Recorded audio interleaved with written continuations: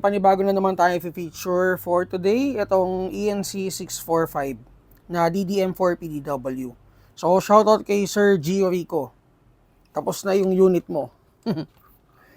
Okay, so ang in-upgrade, ang mga parts na pinilitan natin, punta na tayo sa parts. So, parts, long neck chamber, SP170, motor, 40k RPM, pinalitan natin. MA18:1 inner barrel, ay nakita nyo naman nagaba tayo. Ito yung ano nga stock niya na inner barrel, sobrang ikli lang. And then cylinder, body, shims, nozzle, delayer at saka lens plug. Yung ano? So yung rubber pa pala. Saan? So yung rubber na gray, nagpalit tayo na rubber, pinalit natin is SRC gray. So, ayun, nakita nyo naman guys, naghaba tayo ng unit. Or ng inner barrel. So, tinakpan niya nung suppressors, long suppressor. Okay, so, tetest na natin siya. Check natin kung ilang FPS ang kinalabasan. So, target is 600 FPS. Mali yan. Nasaan na yun? Ito pala. Medyo wala sa sarili.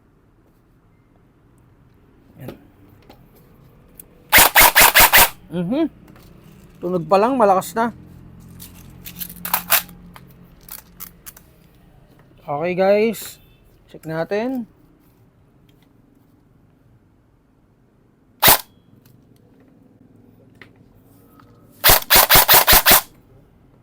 Yun, 618.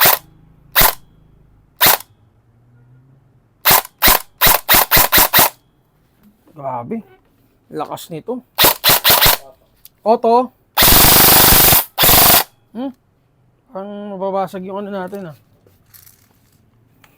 Okay, so FPS, ayan, nasa 620. Isa pa. Grabe yun. Lakas. So guys, yung ano, piston head, cylinder head, and yung piston body is stock pa lang. Okay, so ayun, thank you kay Sir Gio Rico. Ayun boss, tapos na yung unit mo. Pwede mo nang pick upin.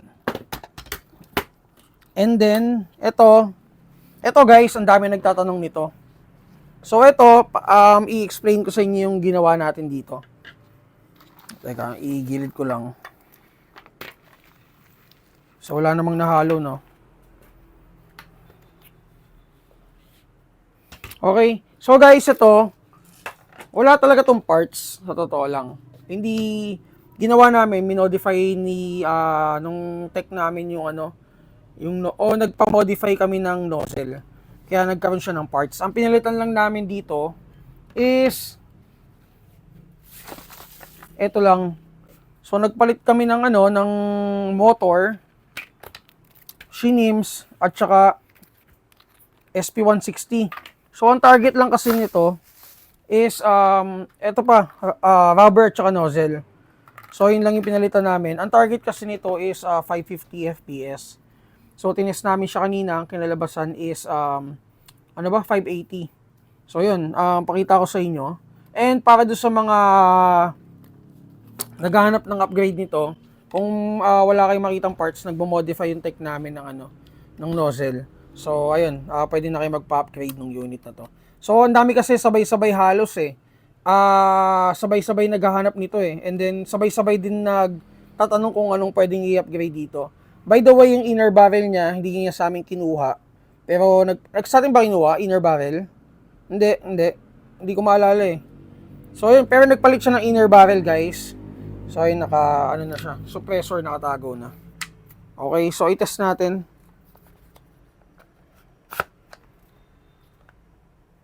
Ayun pala. Pwede pala yun.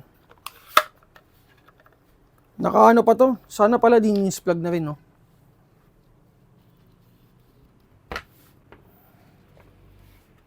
Sige, iyan na natin, test natin. So, yung 2.2. Yung ano, ito. So, yung magazine niya, guys, ito. Magazine din pala available sa store namin for 800. Ayan. Sige guys, test natin. Semi-auto. Yan, 589. Hindi pa nag 600, no? Kung ginawa tong 170, 600 yan. Pero yun nga, medyo nag-precaution ng tech kasi, yun nga, walang parts na available. Kaya yung sa nozzle, nag-modify na lang.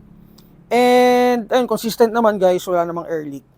And dun sa sa unang palit namin ng SP160, ang kinalabasan lang is 460 nung hindi pa nagmo-modify ng ng nozzle. Pero ngayon, kita nyo, nagdagdag ng halos 100. Yan, consistent, 589, 587, 588. Auto. Ayun, sa 579. Ayan. So, para sa mga interested, if magpapa-upgrade kayo ng unit guys, mag-PM lang kayo sa page natin. Itong M110 na A1 HK. So, ayan. Thank you kay Bossing. Pwede na pick upin to.